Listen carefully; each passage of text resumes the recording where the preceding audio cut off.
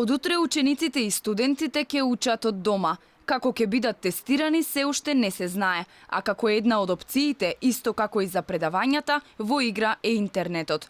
Министерот за образование Арбер Адеми ги соопшти најновите мерки кои ќе ја заменат регуларната настава овој период. Ние препорачуваме примена на унифицирана национална веб платформа која се изработува во моментов од страна на Бирото за развој на образование и УНИЦЕФ, наречена е училница, а која ќе биде достапна веќе од утре. Платформата се изработува по примерот на платформи за далечинско учење од земјите во регионот, кои се покажуваат како практично применливи и ефективни. Директорот на Економското правно училиште Васил Антевски Дрен, професор Александар Канурков, за Алфа вели дека има одредени потешкотии, но дека овој период ќе мора да се издржи. Има потешкотии во тоето.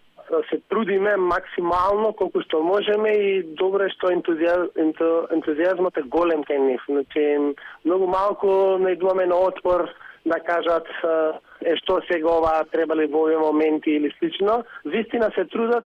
Универзитетскиот професор Зоран Матевски за Алфа вели дека ќе треба да се смени начинот на тестирање за учениците да не ги злоупотребуваат домашните услови и да препишуваат.